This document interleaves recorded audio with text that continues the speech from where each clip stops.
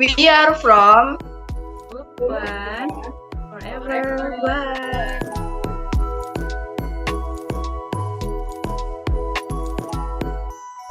Halo, Assalamualaikum warahmatullahi wabarakatuh. Perkenalkan, kami dari Prodi Pendidikan Matematika UIN Sunan Ampel, Surabaya. Di sini kami akan memaparkan hasil rancangan aplikasi dari mata kuliah program komputer dengan judul Pengembangan Aplikasi Materi Kombinasi kelas 10 Sekolah Menengah Atas. Di video kali ini akan ada 4 penjelasan. Yang pertama, latar belakang dibuatnya aplikasi. Yang kedua, flowchart mengenai aplikasi. Yang ketiga, cara menjalankan codingan aplikasi. Dan yang keempat, ilustrasi dari aplikasi.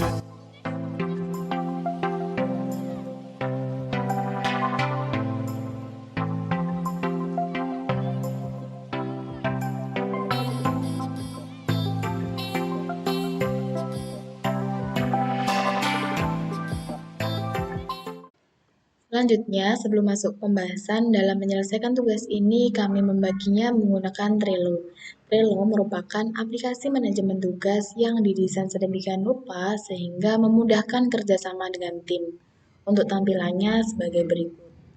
Untuk kolom to do bisa diisikan list tugas yang akan diselesaikan sesuai flowchart yang telah dibuat, yang kemudian dikirimkan ke email masing-masing anggota kelompok. Untuk kolom doing bisa diisikan list tugas yang sedang dikerjakan oleh anggota kelompok, dan untuk kolom done bisa diisikan list tugas yang telah diselesaikan oleh anggota kelompok. Dikarenakan seluruh anggota kelompok kami telah selesai mengerjakan tugas, maka list tugas yang berada di kolom to do kami pindahkan di kolom done. Dan untuk contoh pembagiannya sebagai berikut. Untuk masukan penilaian telah dikerjakan oleh Devi Febrianti. Untuk tampilan menu telah dikerjakan oleh Fariza Nurfitria. Untuk materi soal telah dikerjakan oleh Latifah Zuratul Wahdah. Untuk definisi telah dikerjakan Nadia Nurfadila. Untuk input nama telah dikerjakan Adin dan Nurhaliza Nafis. Dan untuk soal telah dikerjakan oleh Dela Diva Hanif. Dan seterusnya sesuai pembagian tugas masing-masing anggota kelompok. Baik, pembahasan pertama mengenai latar belakang pengembangan aplikasi materi kombinasi kelas 10 sekolah menengah atas. Sejak tahun 1980-an, penggunaan kecerdasan buatan mulai menyebar ke berbagai bidang, contohnya kesehatan, bisnis, transportasi, pendidikan, dan lain-lain. Semakin majunya zaman, maka gaya pembelajaran semakin maju juga. Sebagai calon guru atau pendidik, kita juga dianjurkan mengikuti perkembangan zaman tersebut. Contohnya yaitu membuat sebuah aplikasi, di mana aplikasi ini nanti berisikan pembelajaran yang akan kita sampaikan di dalam kelas. Selanjutnya, aplikasi ini kita ambil dari salah satu masalah yang sering kita temui dalam kehidupan sehari-hari, yaitu siswa kesulitan dalam mengerti contoh pengaplikasian materi kombinasi di kehidupan sehari-hari.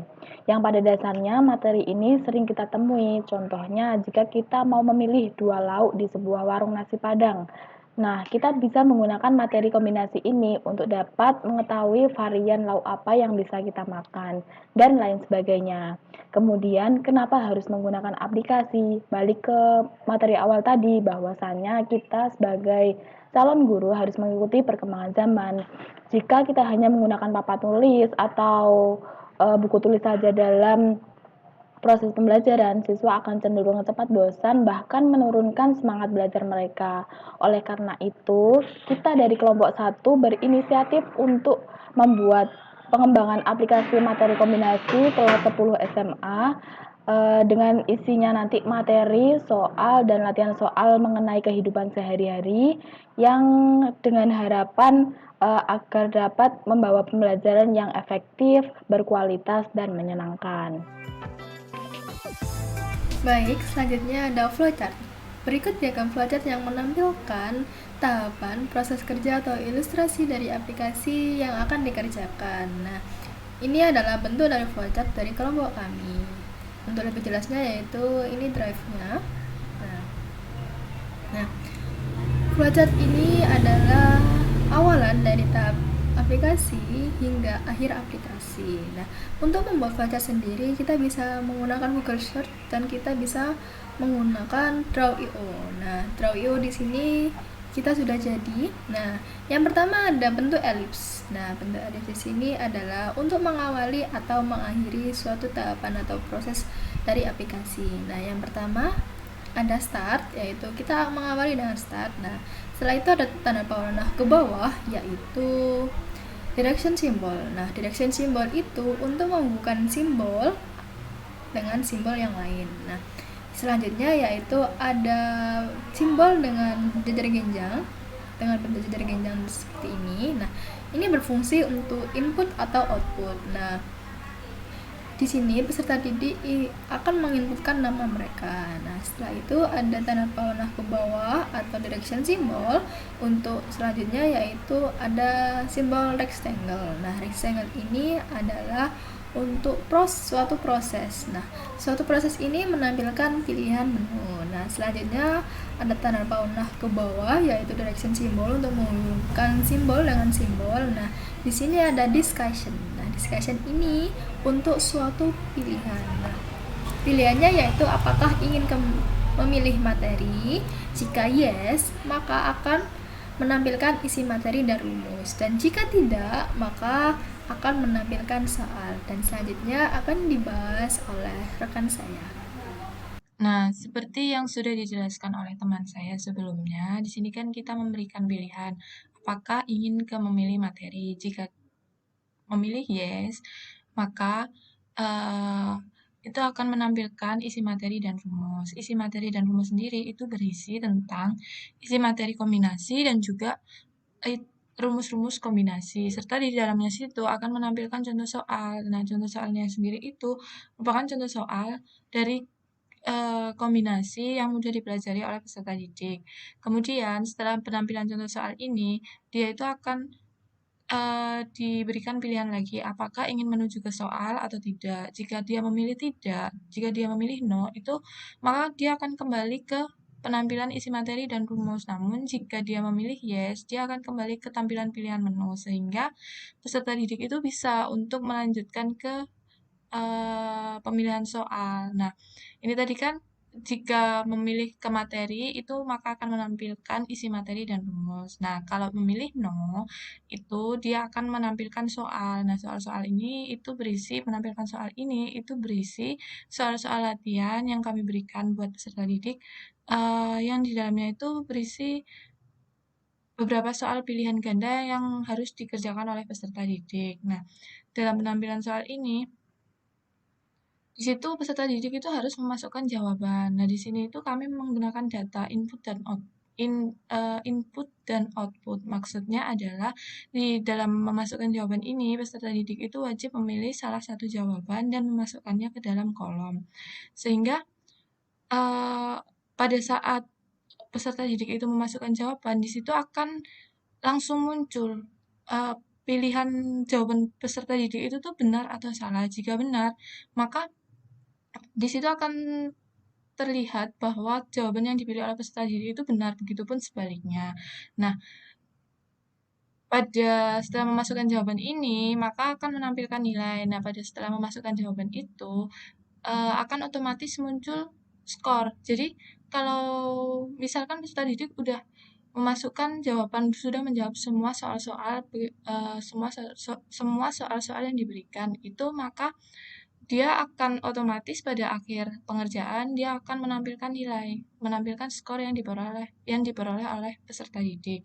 Nah, setelah penampilan nilai ini itu adalah menampilkan kunci jawaban. Di sini peserta didik itu memilih keluar dari program. Kunci jawaban itu akan tampil jika peserta didik itu memilih keluar dari program. Nah, menampilkan kunci jawaban itu sendiri itu berisi tentang kunci jawaban dari soal-soal yang diberikan pada saat peserta didik itu mengerjakan soal. Hai, selanjutnya saya akan menjelaskan kepada kalian bagaimana cara menjalankan program yang sudah kita buat. Kita menuju ke codingan kita ya, Google Colabs kita. Sebelum menjalankan program, kita harus menjalankan proses codingan yang sudah kita buat terlebih dahulu. Karena kalau kita tidak menjalankan proses codingan yang sudah kita buat, otomatis nanti program yang waktu kita jalankan akan terjadi error karena mereka tidak membaca inputan yang sudah mereka tetapkan. Kita jalankan dulu prosesnya. Kita play. Kalau sudah ada tanda centang hijau ini berarti tandanya proses yang kita buat itu sudah benar dan tidak terjadi error. Oke, kita langsung menuju ke programnya. Kita play lah program yang sudah kita buat. Sesuai dengan flowchart, berarti yang pertama muncul di program kita adalah input nama. Masukkan nama sesuai data pribadi kalian masing-masing ya. Contohnya nama saya Adinda, jadi saya ketik Adinda. Setelah input nama, nanti akan muncul pilihan menu. Kita pilih deh mau menu nomor 1, 2, 3, atau 4. Ini kita urutkan aja ya, berarti kita memilih nomor 1 terlebih dahulu. Kita ketik 1, dan silakan apakah Anda ingin belajar materi ini? Kalau yes, berarti kalian akan masuk ke materi kombinasi. Kalau no, kalian akan langsung menuju ke game soal kombinasi. Kalau back, berarti kalian akan kembali ke menu utama. Kita ketik yes. Nah, setelah kita ketik yes, otomatis keluarlah materi tentang kombinasi. Setelah itu, kita kembali ke menu utama, berarti kita ketik back. Setelah kita ketik back, berarti kita kembali ke menu utama dan kita lanjut untuk memilih yang nomor 2, yaitu contoh soal. Nah, di contoh soal ini nanti akan muncul apakah Anda ingin melihat contoh soal. Kalau ketik yes, berarti kita akan menuju ke contoh soal. Kalau kita ketik no, nanti kita akan ada pertanyaan lagi. Kita ketik yes. Nah, muncul deh contoh soal tentang materi kombinasi. Sekarang kita ketik no. Muncul ini tulisan kalimat apakah ingin menuju soal. Kalau yes, berarti kita akan menuju ke game soal kombinasi. Kalau no, berarti kita akan kembali ke materi kombinasi. Kita ketik yes. Nah, sudah ada yang muncul soal, sekarang kita jawab.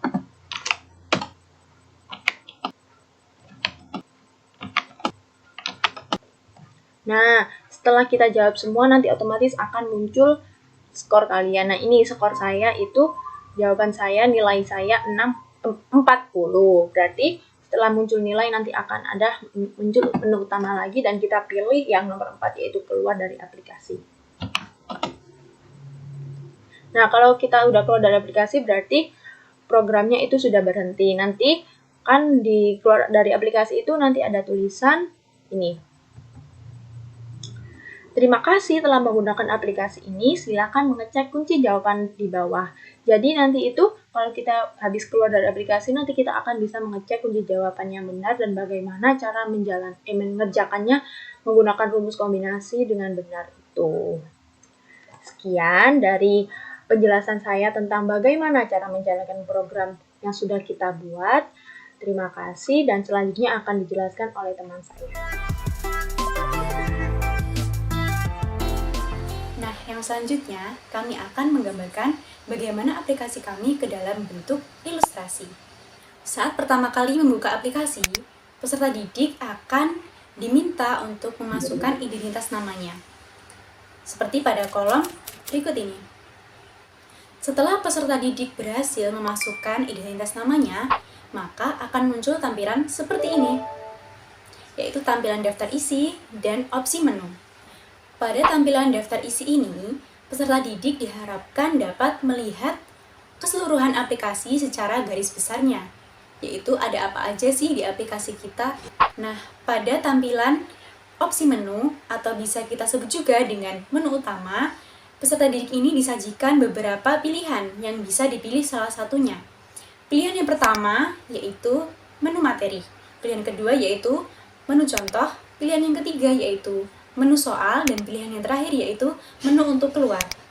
Pengguna aplikasi ini dapat memilih salah satu dari keempat opsi tersebut dengan mengetikkan angka yang berada pada menu masing-masing. Misalkan kita akan mengetikkan angka 1, maka aplikasi akan mengarah ke menu atau tampilan dari materi.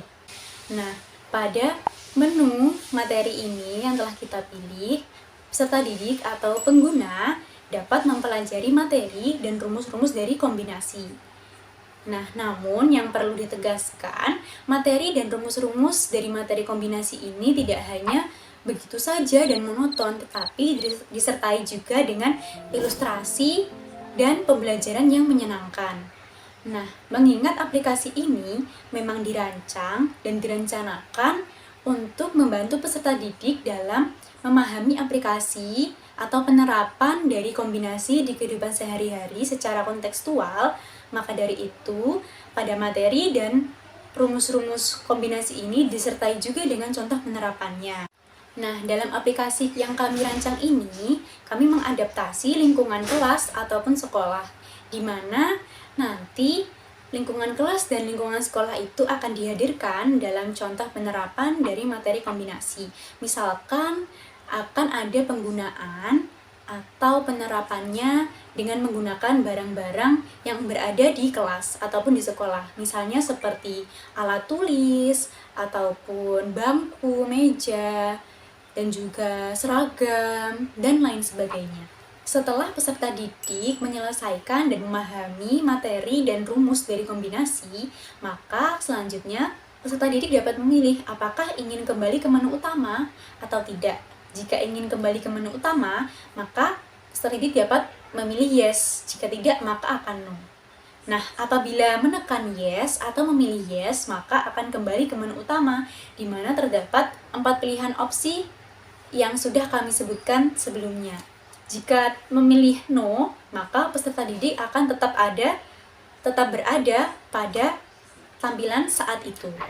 Selanjutnya, saat siswa memilih input menu nomor 2, siswa akan disajikan contoh soal.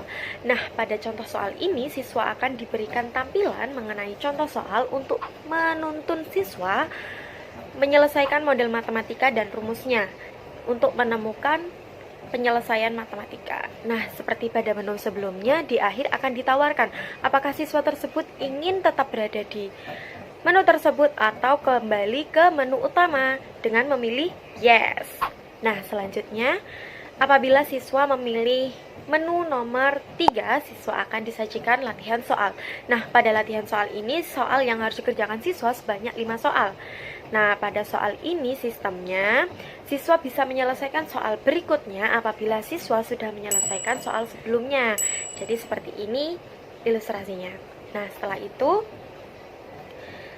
setelah siswa mengerjakan semua soal, siswa akan disajikan scoring. Nah, pada skor ini setiap satu soal bernilai 20 poin. Setelah menyelesaikan latihan soal, seperti menu sebelumnya, siswa akan diberikan penawaran apakah siswa ingin tetap berada di menu tersebut atau kembali ke menu utama. Nah, saat siswa memilih menu keluar, siswa akan diberi tampilan kunci jawaban untuk siswa mereview apa saja latihan soal yang sudah dikerjakan dan bagaimana pembahasan juga jawabannya.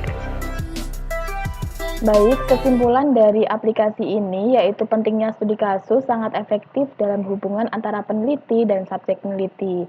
Peneliti yaitu seorang pendidik di mana dapat mengetahui kesulitan siswa dalam proses pembelajaran serta dapat memudahkan saat proses mengajar. Untuk subjek penelitian yaitu peserta didik di mana peserta didik akan memudahkan dalam proses pembelajaran serta mendapatkan pembelajaran yang lebih menyenangkan. Terima kasih sudah menonton. Jangan lupa like, Komen, Share ke teman-teman kalian. dan subscribe tombol di bawah ini. Bye! Bye!